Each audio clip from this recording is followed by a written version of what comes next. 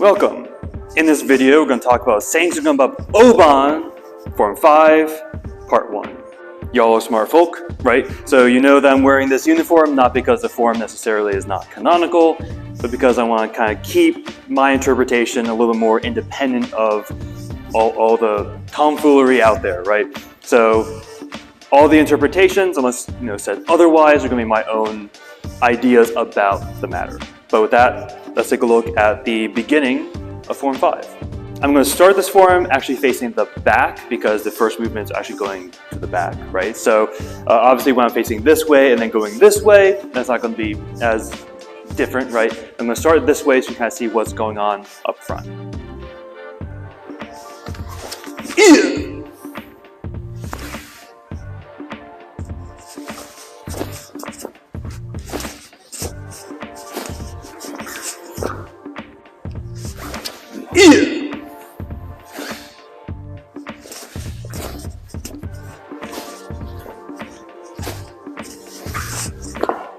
So the first obvious thing is, unlike forms 1 through 4, where I'm facing someone directly in front of me, a lot of the action is going to go behind, right? So whether how you interpret it, someone's behind you is kind of a little bit up to you. Whether you saw them and you're kind of turning and you're going to instigate, or you have like spidey senses like, oh no, someone's behind me, I'm going to draw.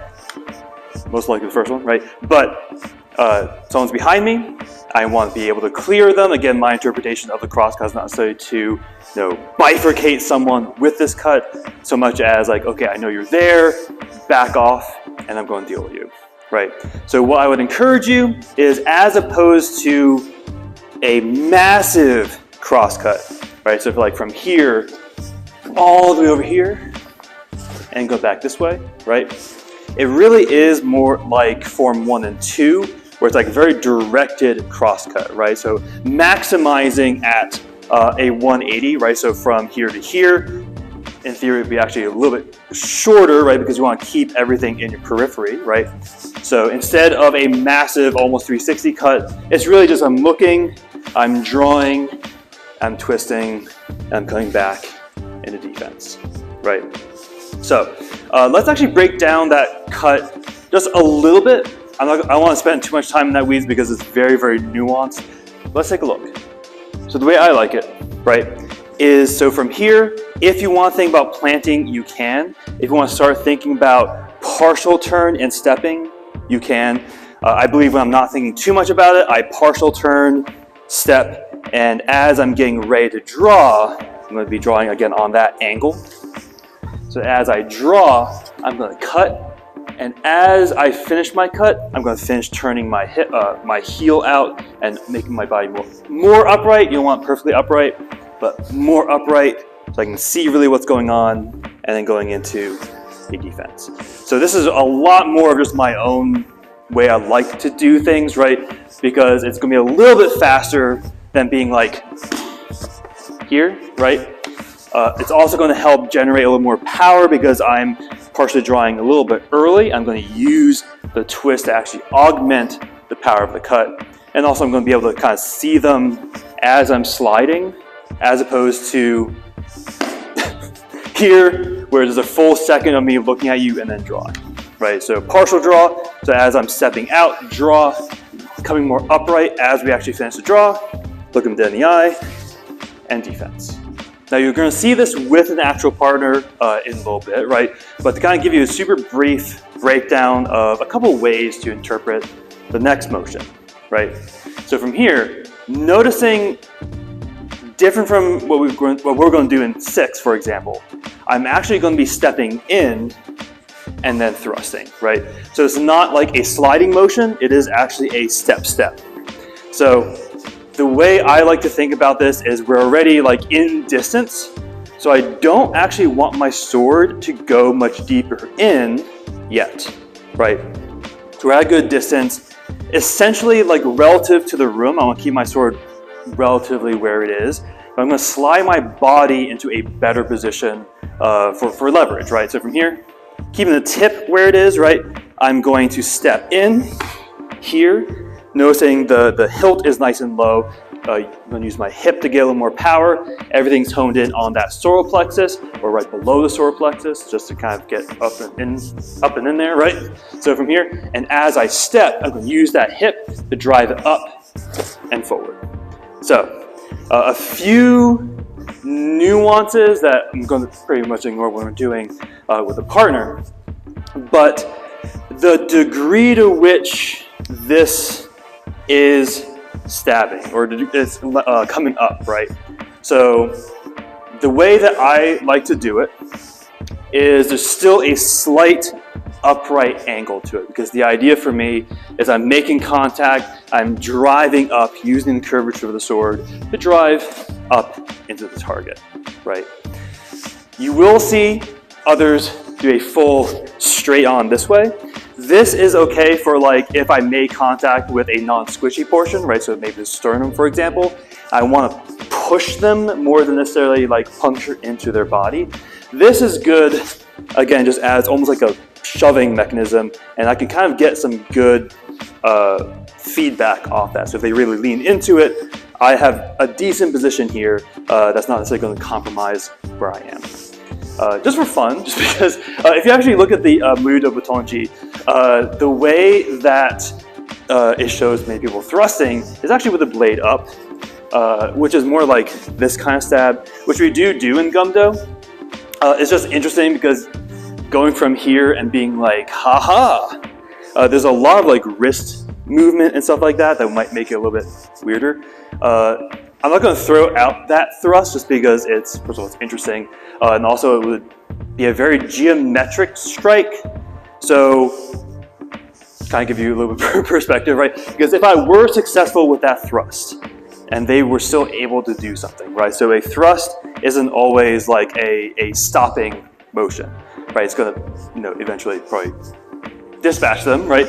But they're still capable of like hitting me in the head, for example.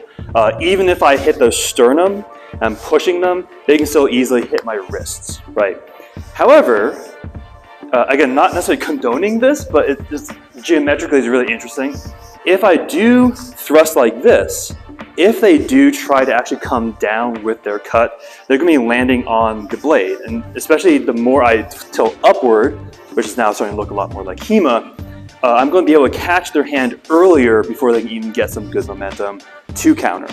There's both a cover as well as a thrust.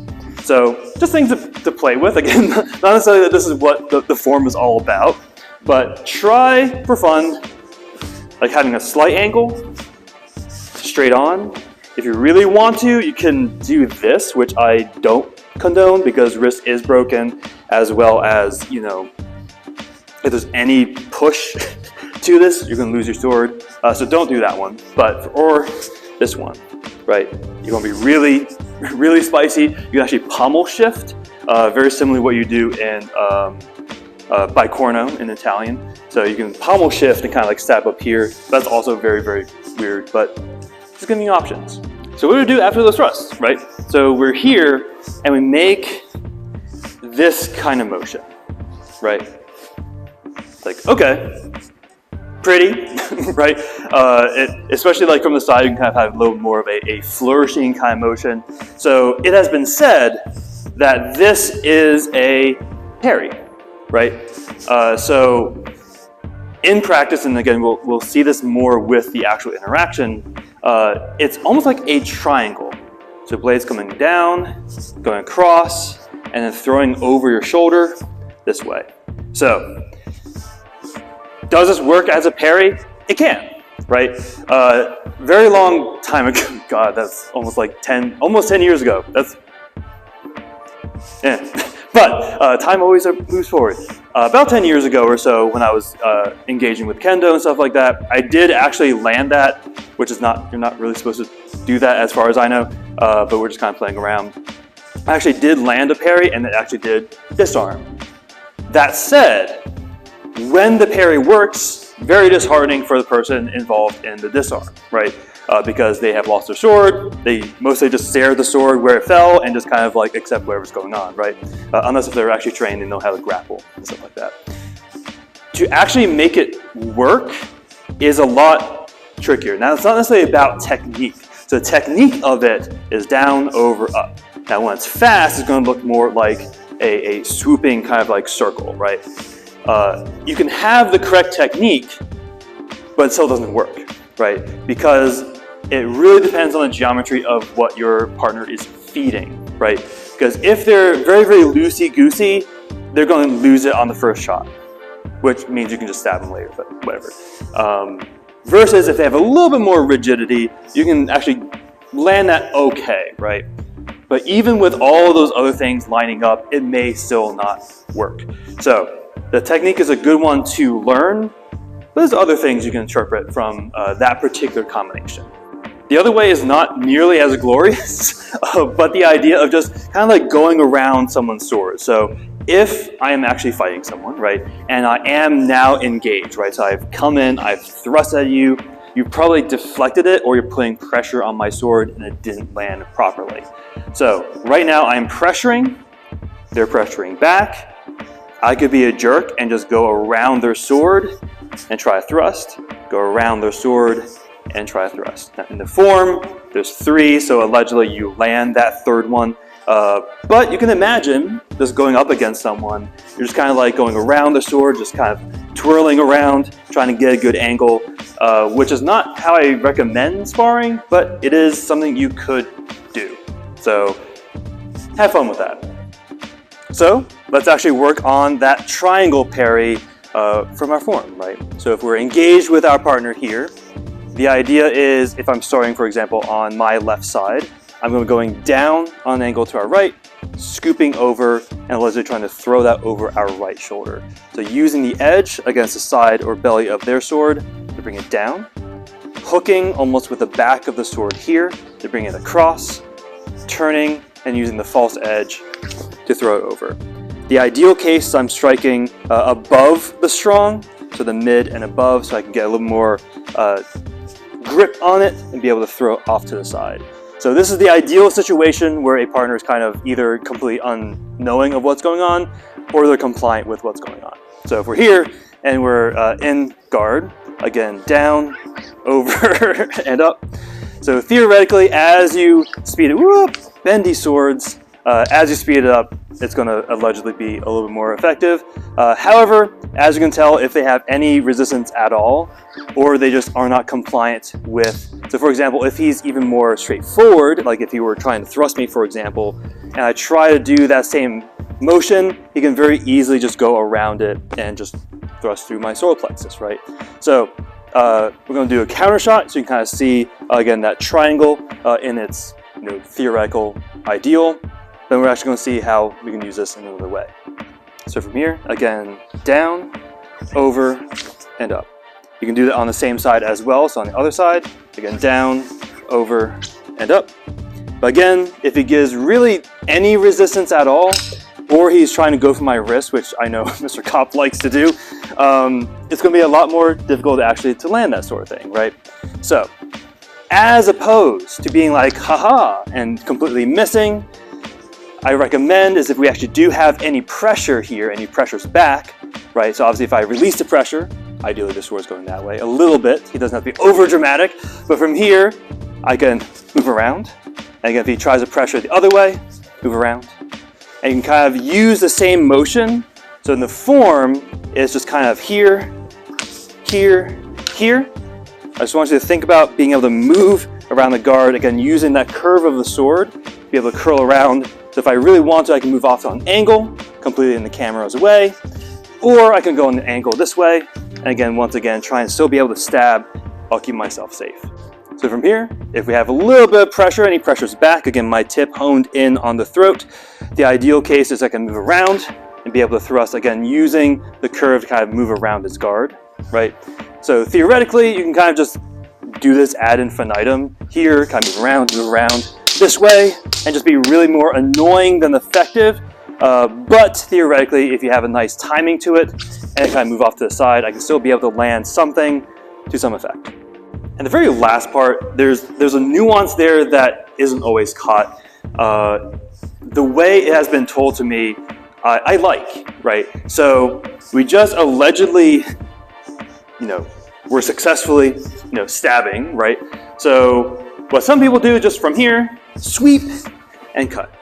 Now, if I was successful and I was in that body, right? So if I was here, I'm like, oh, someone's behind me, oh no, right? Trying to sweep around into that motion is going to be hard because there's now an extra good amount of mass attached to it now. However, again, small detail is a little bit of a pop and then going around this way, right? Now, obviously I've never tried this, but I don't know how effective just a little bit of a pop motion here would be. But it's a small detail that can kind of help you visualize what's going on in the form, right? I'm here, I'm pulling it out of the body, and then using this as a cover and cut behind me. Now for me, I'm visualizing this more as a clearing motion, like, hey, I know probably someone's there, go away. Again, especially remembering that we're using a Ssangsu gum, right? Which I think I said, I recognized I was wrong. I misread the Mudo Butonji, where it is essentially just an odachi, right? With a long blade and also a long handle. But if you have a really long blade, you can use that as a cover and have a big, massive clear before we start to engage with someone else. So, small detail, right? So again, remember that little pop and then going around the clear behind you. But that's all I have for you for today. So hopefully this kind of thing is helpful and gives you small details you can kind of incorporate and now have a fuller fleshed out idea about what the forms are doing. But with that, make sure you stay safe, stay humble, and keep training.